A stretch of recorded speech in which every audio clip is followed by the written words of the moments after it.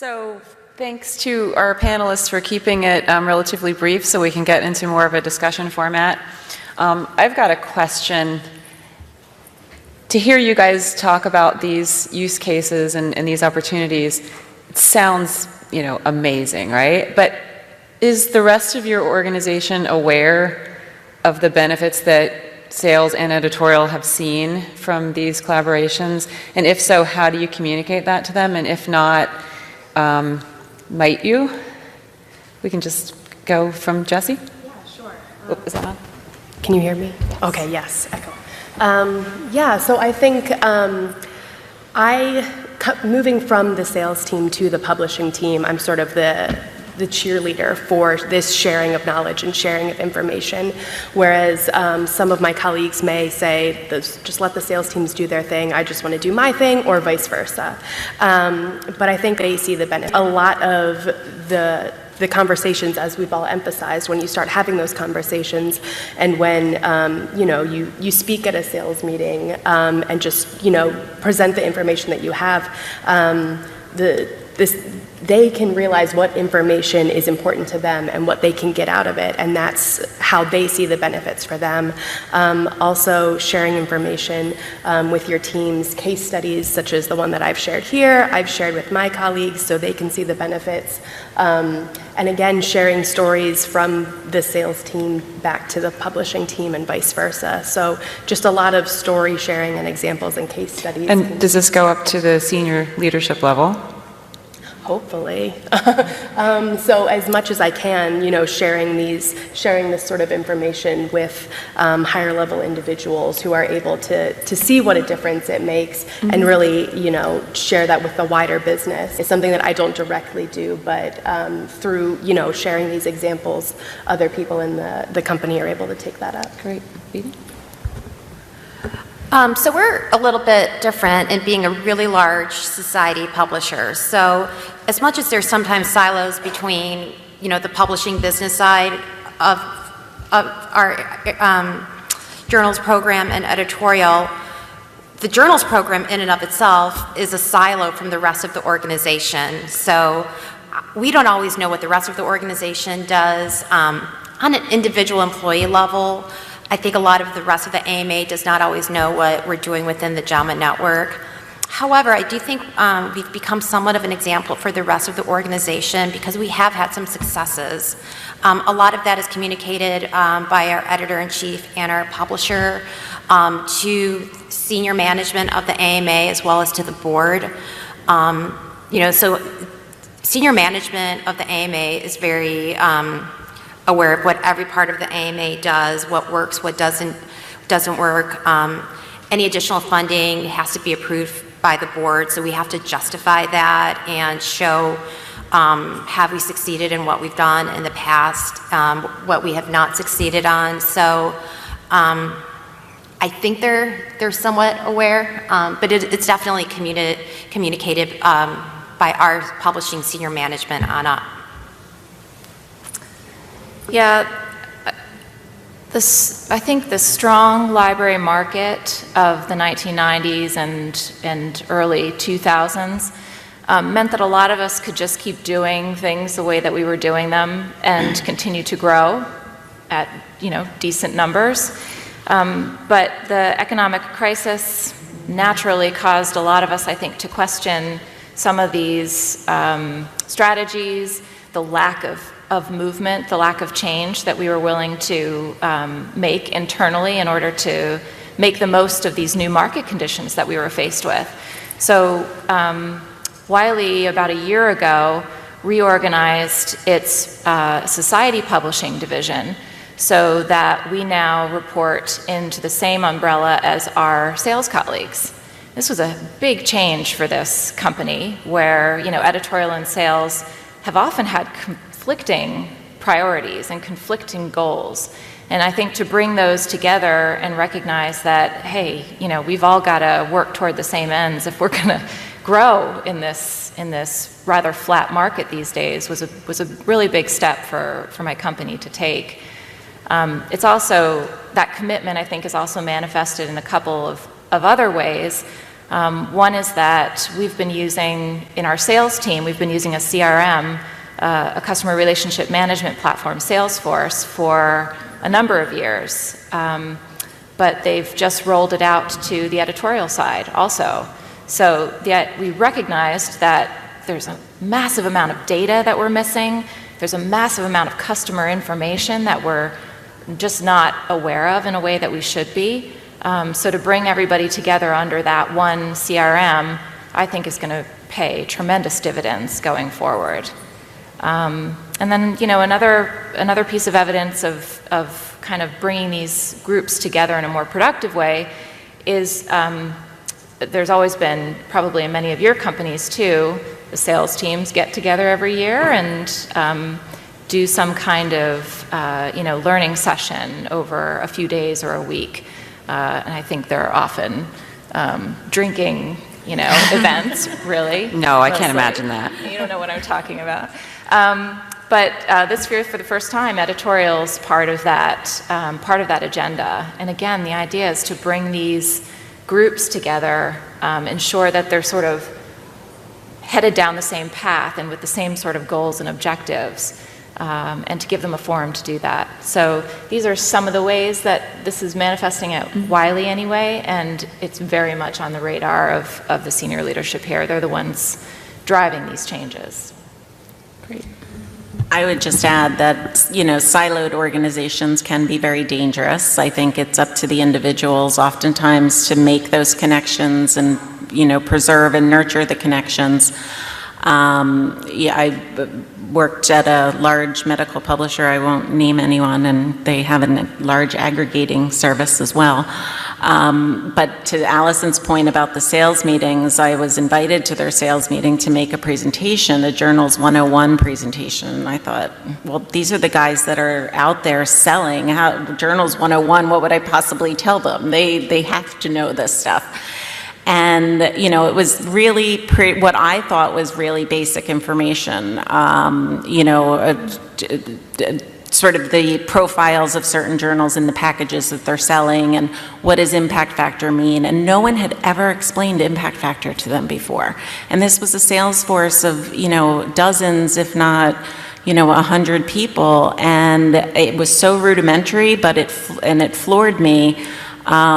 The next year I did Journals, 201. So it was, a recognition that this had to be an ongoing process, but, a lot of times sales were selling things that they really didn't understand. And I think that's back on marketing and on management to make sure that, that they have the education that they need. Mm-hmm.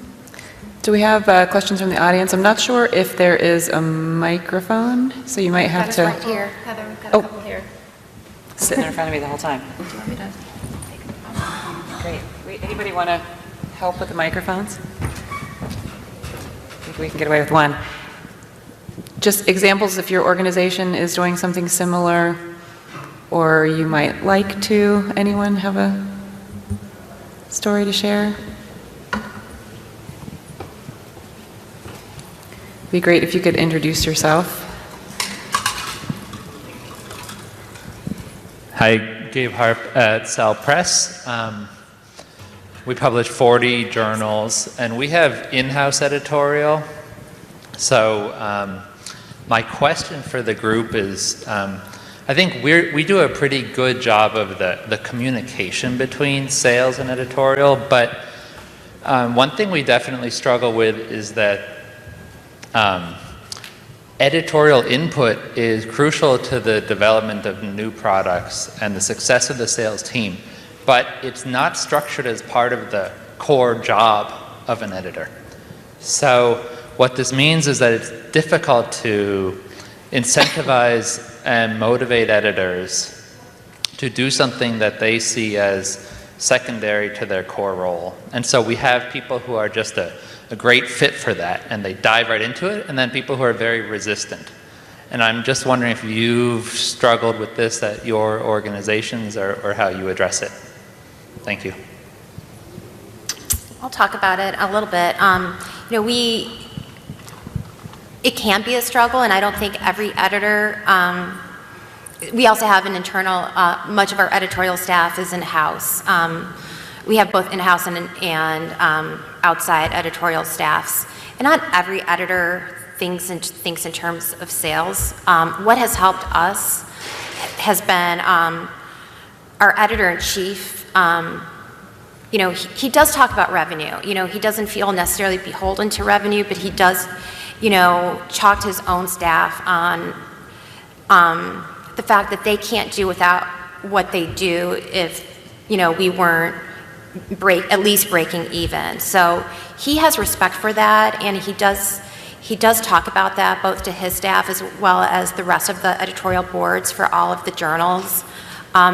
And we've actually over time have had a few editors that have come in who have a whole bunch of ideas. And then once you have a couple people that have ideas, it kind of starts spreading a little bit. I think, you know, they start kind of maybe talking to their colleagues and stuff. And like I said, I don't think it's going to be every editor, but, you know, even if you could kind of get a few editors, it makes a big difference. I would just add, I think that, you know, it really comes from management. If there is an expectation that editorial and publishing is going to be involved in the sales effort and new business development, it has to come down, and there has to be some, maybe not incentive, but, you know, if as managers you can discuss and sort of share, you know, throughout the company where there are successes, and people like to be recognized. And I think when things go well, you know, to share those experiences with a larger group, and, you know, and just identify, you know, good examples of that, and, you know, put it in people's goals for what they're worth. Yeah, I'm curious if I could ask, how many of you would say that your sales and editorial groups have conflicting incentives or incentive structures, perhaps? Not many. Well, maybe, yeah. It is hard. I think it's a really important point too, and especially to the idea of people going beyond their, you know, stated job description, perhaps. If the organization is interested in growing, you know, or finding new product avenues, I think, you know, to reiterate Kathleen's point, it's gotta come from the top. And I think we depend often on those of us not at the top, perhaps, to drive these things forward when there isn't a formal process or a formal recognition in place. And there's so many good people in our industry who are doing just that.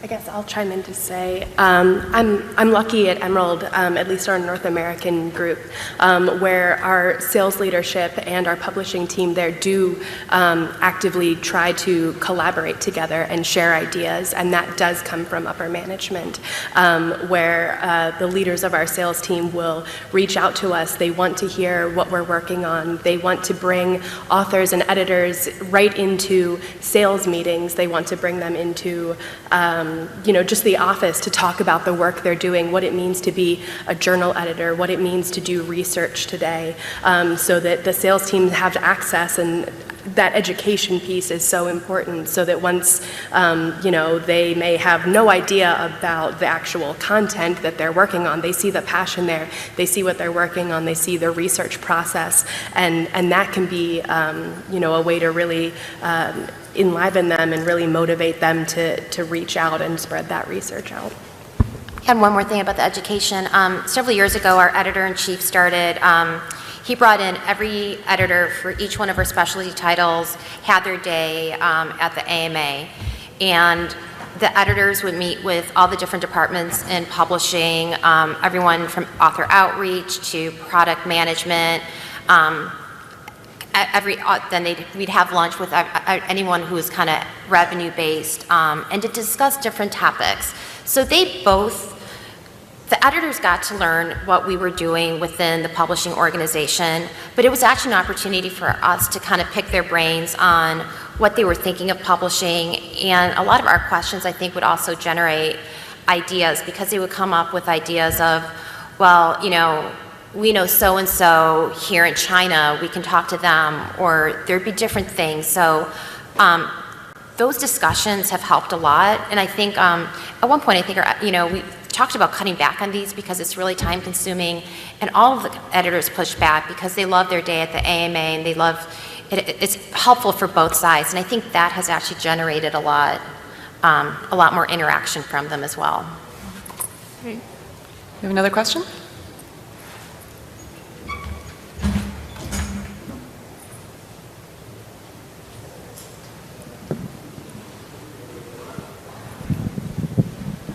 Hi, I'm Malavika from Portland Press of the Biochemical Society.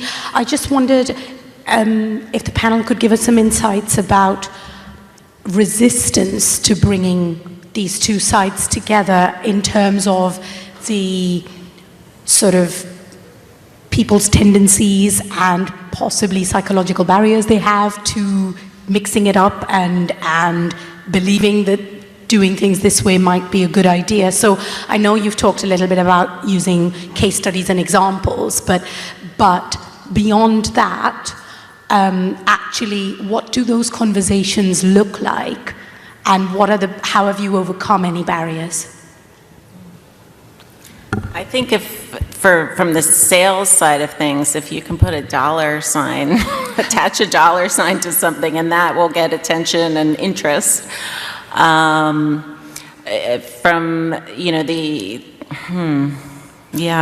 can't really think of anything beyond that right now. I think for us has been, for both sides, knowing where the boundaries are. So we can talk about product ideas, we could talk about broad ideas, but sales, for us, publishing is the revenue producing, kind of the business side of the equation.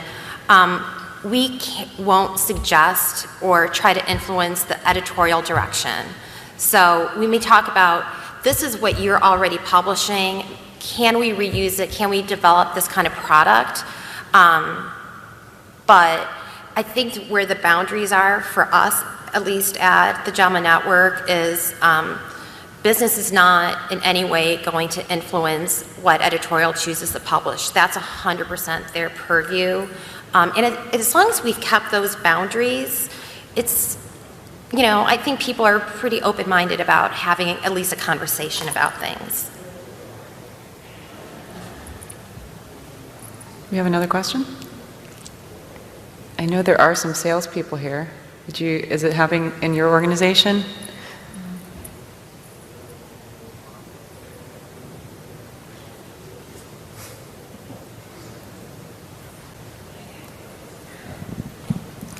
Hi, I'm Lindsay Allen at Taylor & Francis. I feel like my voice sounds weird. I guess maybe what I'm looking for is just for somebody to tell me that I'm not alone in this. I don't know if I can formulate a question here, but the way that I operate when I want to work with our sales team is if I have a question, or even if I'm going to a bid and I need to bring somebody from production, I just think of the girl that I had met at the baseball game when we went to the Phillies game as a company, that there's nothing top down saying, these two departments work together. It's like, think of somebody else in this department who might be able to help with this, and then make a connection there. So maybe, this is my plea to the rest of you, that if you're not already doing this, you can just meet somebody in the kitchen and have that friendly face who's in the other department. That hopefully we can do this from the top down, and, maybe I'll initiate it from the middle down or something. But that there are opportunities here, even if there's not a culture of it. You're definitely not alone, so you feel good about that. I think working in a large publishing house, it will be different even from sales rep to sales rep, or publisher to publisher, editor, whatever, publishing editor, whatever they're called. But, some people will be more engaged and more aggressive, and some sales reps will, identify that editorial is a huge, value. Like, they're bringing a lot to the table as far as education, and they can use that and go out and make their pitch. And develop a solution. It's kind of developing these opportunities and solution, not just a product. And I think, If you look at it that way, it sometimes helps, but it unfortunately is often up to the individuals, and some do it well and some just don't. Yeah, I think it's also a question of taking advantage of people's strengths, right? So a sales rep who's really good at securing advertising from, their clients may not be the person you want to stick in front of a potential society to win their business. And the same goes for editorial. So, I've been in your position, I still am often, and it's in large part really about the network that you have and who you know is good at this, that, or the other thing, who you want to collaborate with. I think our companies have a responsibility to encourage that. I think there's a limit to what they can kind of make us do. A lot of that comes down, I think, to the individuals that we are and what each of us is willing and comfortable doing. But I think, from where I sit, you're doing exactly what you should be doing, and finding the right people who you think will do well in those situations is great, and maybe better too than your company assigning you somebody. I agree. And just to add, something that how I like to frame it is we're all sort of salespeople in our organizations. I may not be going out and selling packages of journals or subscriptions or things like that, but I'm selling what my company has to offer to academics. I'm selling, our publishing processes. I'm selling, our research opportunities. Those are the things that I'm selling in my conversations. And so in that sort of respect, what I do may not be so very different from what a salesperson does, and we can talk about those similarities. So just starting from that sort of base point is a good way to generate conversations, even if it is just you grabbing someone in the lunchroom. We had another question in the front. I don't know, Lindsay, you can. How good a catcher are you? Dan Randalls from Emerald Publishing, and I'm a sales rep. And so I've actually worked with some of the editorial boards, or some of the editorials from journals and ebooks, and we'll kind of coordinate if we're both going to be in the same territory so we can do the meetings together. So I'll get to meet some people I normally wouldn't be able to meet, and they'd be able to meet some people they normally wouldn't be able to meet. And you get to kind of see different avenues and get different questions that you never would have thought of. So it is very beneficial for both sides.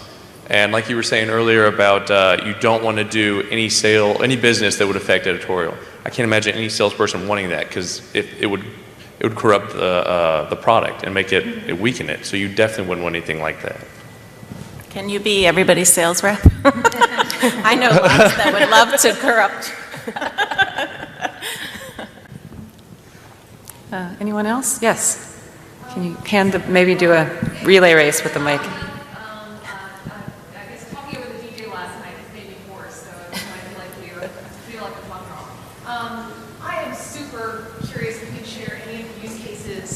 For editorial using your CRM, because that's something that our company is very much thinking about. I'm with MIT Press, and if you can share anything about how your staff is using that product, that would be great. Yeah, it's still relatively new. So our team in Asia and Australia adopted Salesforce about 2 years ago. And they've found many benefits in being on it with the rest of the global organization that is, including sales. We just rolled it out to the US and European teams, so I can't give you the full view of what it's going to do and look like for us. But I think already we've seen the communication is much better globally. The view I have now of my clients, my societies, is fantastic. I mean, I just didn't know who in my company was working with these groups before.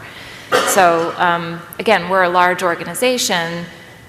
You'll have that, but I just came actually from the CRM session that was running before this, and the benefits that were shared in that session around what a CRM can do, even for a small company of, I think one of the panelists there had 15 in her organization, are huge, huge. So I think the possibilities are fantastic for it. I can speak to that a bit as well if we have time.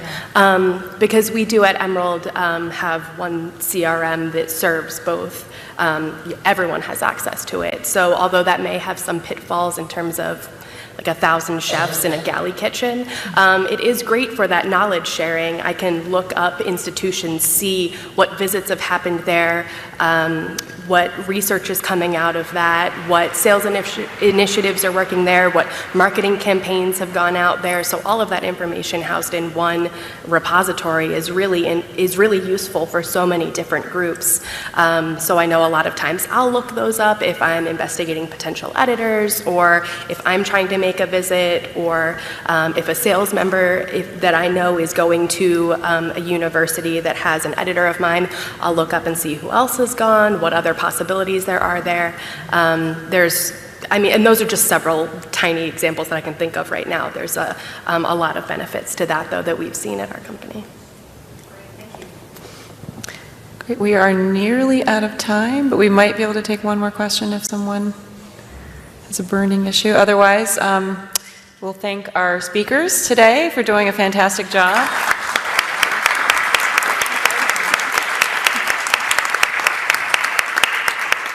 And thank you for joining us.